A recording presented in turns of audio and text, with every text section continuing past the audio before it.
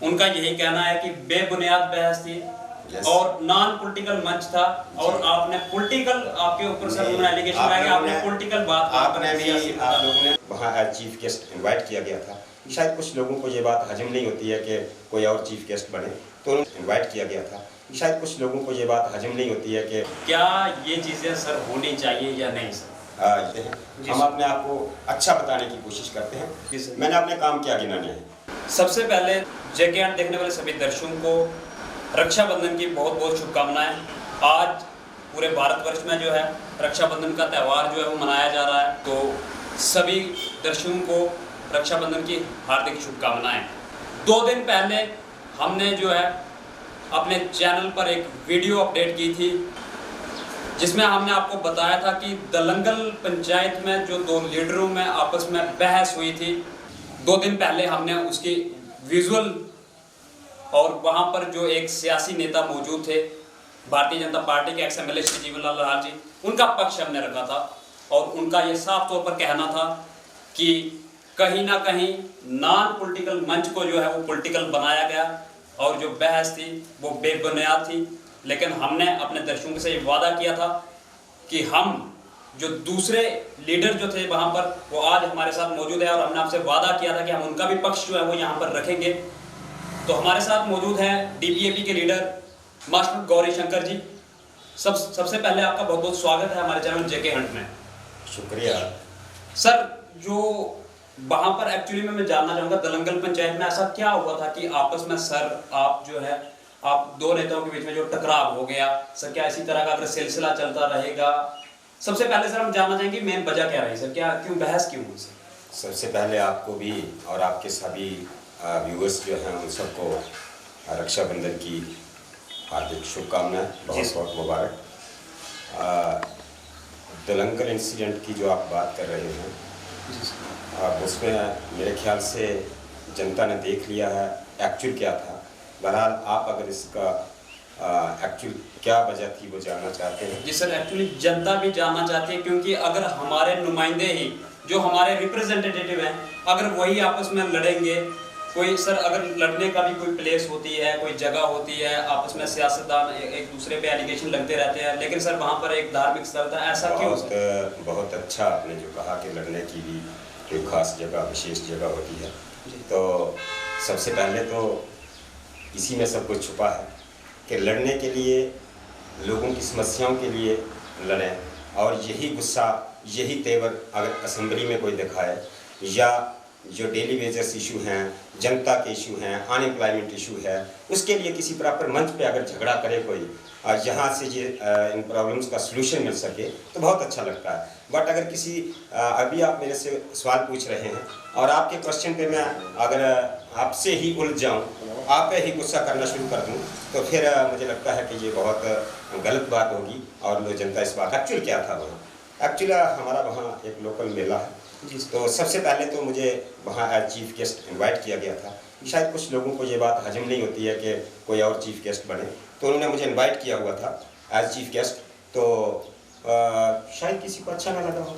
दूसरी बात यह है कि मुझे कोई चीफ गेस्ट बनने का या कोई किसी मंच पे सिर्फ अपना आप ही टॉप पे ले जाने का ना सर, जैसा कि वो विजुअल हमारे पास भी पहुँचे थे, हमने वहाँ पर देखा था कि भारतीय जनता पार्टी के एक्स एमएलए जीवन लाल जी वहाँ पर मौजूद थे और कांग्रेस के कुछ लीडर भी हमने देखे सर वहाँ पर, जो कांग्रेस के लीडर जो कांग्रेस की रैली में अक्सर नजर आते हैं, मिस काजल राजपूत जी, वो भी वहाँ पर हमने देखे। और कहीं ना कहीं कुछ विजुअल हमारे पास ऐसे भी पहुँचे थे सर जिसमें हमने ये देखा था कि यहाँ पर हमने हमारे पास बड़े बड़े लीडर जो है वो पहुँचे हुए हैं। तो क्या सर उनको भी ऐसे चीफ गेस्ट बुलाया गया था?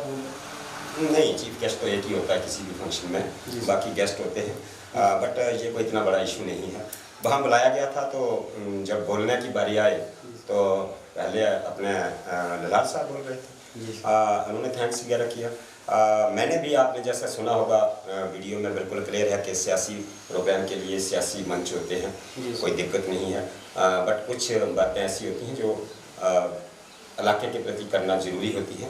इलाके के प्रति करने के लिए उसमें ये नहीं था कि किसी का क्रिटिसिज्म था, मैं इलाके की तारीफ़ ही कर रहा था। मैंने यहाँ से शुरू किया था कि हमारा इलाका जब मैं छोटा सा था तो यहाँ स्टाफ हुआ करता था, पॉपुलर प्लेस थी, दलंगल बड़ी अच्छी जगह थी। उस पर आगे जाने से पहले ही उन्होंने शायद उनको ये बात कुछ ऐसे लग रहा था कि ये बातें जो है उनको हजम नहीं हो रही, डाइजेस्ट नहीं हो रही है।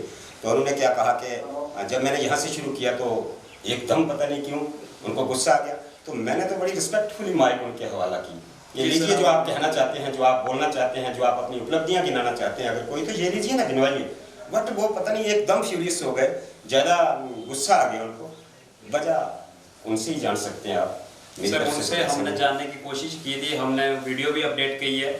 उनका यही कहना है कि बेबुनियाद बहस थी और नॉन पॉलिटिकल मंच था, और आपने पॉलिटिकल, आपके ऊपर सर उन्होंने एलिगेशन लगाया कि आपने पॉलिटिकल बात, आपने भी, आप लोगों ने भी उसको देखा है, बाकी लोगों ने भी देखा हुआ है। वो कह रहे हैं कि प्रॉब्लम्स पॉलिटिकल से रिलेटेड, जनता देखती है पॉलिटिक्स से रिलेटेड। अब देखिए प्रॉब्लम्स तो फिर उनको लगता है कि हमारी वजह से, उनकी वजह से अगर प्रॉब्लम्स हैं तो उनको पता है, इसीलिए उनको गुस्सा आया था कि प्रॉब्लम्स हैं क्यों। अब देखिए अगर वहाँ जनता, बहुत से लोगों ने मेरे साथ ये बात की हुई थी कि आप ये बताइए कि इनको पूछिए कि हमें बड़ा दुख की बात है कि लीडर्स तो आज आए हैं, लेकिन जब से डीडीसी की इलेक्शन हुई, हमने डीडीसी का हमारा जो नुमाइंदा है यहाँ कभी देखा नहीं, उनके दर्शन कब करवा रहे थे। मैंने उनको कहा कि यार ये चलो मुनासिब प्लेस नहीं है, मुनासिब प्लेस ऐसी बात नहीं है कि वहाँ हो नहीं सकती हैं। आप देख सकते हैं कि हाल ही में इधर शिव टेम्पल चोरी में कोई यात्रा होती है, यज्ञ होता है, तो यज्ञ में जा करके वहाँ भाषण पॉलिटिकल कर दिए जाते हैं।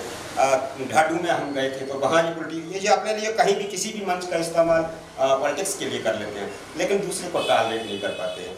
बट वहाँ भी मेरी तरफ से मैंने जो कहा है वो आपने देखा, लोगों ने देखा, दुनिया देख रही है, और उसके बाद इन 1000 फोन आए हैं। सर मैं लास्ट आपसे यही सवाल करूंगा सर, हम इस मुद्दे को आगे नहीं बढ़ाते हुए यही बात करेंगे, आप सर किस तरह देखते हैं सर इस मुद्दे को, क्या ये चीज़ें सर होनी चाहिए या नहीं सर? ये चीज़ें, मैं तो एक ऐसी पॉलिटिक्स करने के लिए आया हूँ, और आप देखेंगे, मुझे नोट करेंगे कि मैं तो चाहता हूँ कि हर लीडर आमने सामने बैठ के बातें करे। जी सर, वो बीजेपी वाले भी कह रहे हैं कि ये जो अपोजिशन के जो लीडर्स हैं वो एक बेंच पर आए हैं, कुछ वो सर हमने कवर किया था, और अपने मतलब कि जो काम आपने किया और जो हमने किया हम बताएंगे, ओपन डिबेट।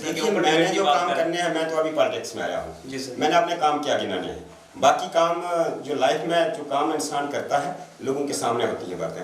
अब तो क्वेश्चन तो उनसे ही पूछे जाएंगे ना जो नुमाइंदे रहे जी सर, जो नुमाइंदे रहे, जो कल भी जैसे हम उनके विजुअल देख रहे थे, वो कह रहे थे कि हमें खाली 1.5 साल का टेन्योर जो मिला है, और उसके बाद जो गवर्नर रूल रहा है, और एलिगेशन जो है वो एक्स-एमएलए पे आ रहा है। मैं आप किस तरह देखते हैं? मैं इस बात को आपको जरा आपके सामने रखूं कि ये जनता जानती है। नुमाइंदे सिर्फ एमएलए ही नुमाइंदा नहीं होता है, डीडीसी भी होते हैं, बीडीसी होते हैं, ये सभी नुमाइंदे होते हैं। मोreover जब कोई काम हो जाता है, एक चीज़ बताइए आप, जब कोई काम हो जाता है तो उसके लिए कैसे ढोल बजाते हैं कि हमने कर लिया, तब इनका प्रशासन कैसे आ जाता है, और जो नहीं होता उसके लिए बोलते हैं कि हमारा अभी हमारी गवर्नमेंट नहीं है। जो हो जाए, रूटीन में भी काम हो जाए, उसका श्रेय लेने के लिए सामने आ जाते हैं, बोलते हैं हमने किया, और जो नहीं होता है तो हमारा है नहीं, इस वक्त गवर्नमेंट नहीं है। तो ये बातें जनता समझती है। बाकी देखिए जनता जज है, हम लोग अपने आप को पाक और साफ बताने की कोशिश करते हैं, हम अपने आप को अच्छा बताने की कोशिश करते हैं। मुझे लगता है कि जनता के सामने हर चीज़ पड़ी होती है, और जनता ने ये डिसाइड करना होता है। ये जंग का मैदान नहीं है, ये सियासत है। इसमें मुझे नहीं लगता कि अननेसेसरी चीज़ों पे गुस्सा किया जाए, गुस्सा जो है वो मुनासिब प्लेस पे किया हो, तो मुझे लगता है कि लीडर्स को आपस में गुस्से की ज़रूरत नहीं रहती है, जनता जज करती है। सर जैसे अभी आप डोर टू डोर जो हैं जा रहे हैं, मैं देख रहा हूँ, हमने एक्चुअली ये आपके साथ सर ये मीटिंग हो सकता है हमने कल ही करनी थी, लेकिन आपके पास भी इतना टाइम नहीं था, फिर हमें टाइम निकाला बड़ी मुश्किल से। सर एक चीज़ मैं आपसे पूछना, आप डोर टू डोर जा रहे हो सर जी, जनता का सर क्या रवैया है, और आपको किस तरह लगता है कि कितना डीपीएपी को समर्थन जो मिलने वाला है, और जनता क्या क्या? मैं हाईली डेप्टेड हूँ, जनता का प्यार जो आशीर्वाद मिल रहा है, और डोर टू डोर या मोहल्ला टू मोहल्ला जो, क्योंकि सर अभी देखिए जैसे चुनाव को खाली हम देख सकते हैं एक मंथ ही थोड़ा टाइम बचा है। मैं जिस किस्म का मैंने डोर टू डोर कैंपेन किया है, या घर घर जाके अपने मोहल्ला जाके लोगों से मिलने का प्रयास किया है, काफ़ी अच्छा एक्सपीरियंस रहा, और बहुत मज़ा आ रहा है, बहुत आनंद आ रहा है। आनंद इसलिए आ रहा है कि लोग दिल से जुड़ रहे हैं, और बहुत ज़्यादा लोग जुड़ रहे हैं। ग्राउंड पे रियलिटी जो है, पब्लिक की परेशानियाँ इतनी ज़्यादा हैं कि जो सामने नहीं आती हैं। सिर्फ कुछ मुद्दों को लेकर के, कुछ बातों को लेकर के ढोल बजाए जाते हैं, इतना कुछ कर दिया, इतना कुछ कर दिया, बट रियलिटी देखी जाए तो जनता जो है वो काफ़ी परेशान है, और मेरा एक एक पल उनके लिए समर्पित है।